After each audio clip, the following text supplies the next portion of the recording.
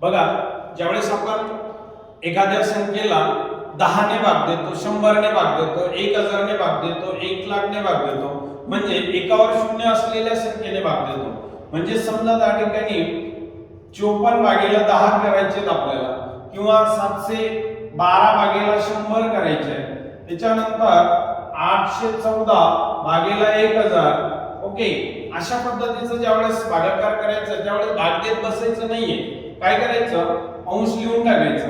अंश लिहिल्याच्या नंतर एकावर एक शून्य आहे म्हणून या साइडने एक अंक सोडायचा, पॉइंट द्यायचा.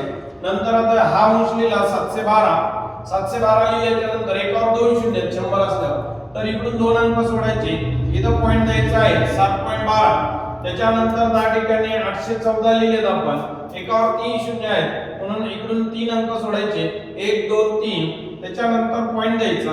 आता याच्या अलीकडे काही संख्याने पण आपल्याला पाहिजे, मग त्यावेळेस शून्य लिहायचं, 0.814. कदाचित असं असेल की 1 भागेला त्या ठिकाणी 10,000. ओके, 1 भागेला 10,000 आहे, मग 1 लिहून टाकला. आपल्याला पॉइंटच्या नंतर एकावर जितके शून्य असतील तितके अंक आपल्याला पॉइंटच्या नंतर पाहिजे.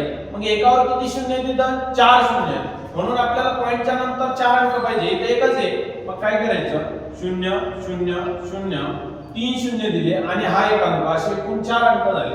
आता इथे पॉइंट द्या आणि शून्य देऊन टाका. म्हणजे परत एकदा लक्षात घ्या, ज्यावेळेस 10 100 1000 10000 1,00,000 अशा संख्यांनी ज्यावेळेस भाग द्यायचा आहे आणि दशांश अपूर्णांकामध्ये संख्या लिहायची, अशा वेळेस भाग देत बसायचं नाहीये.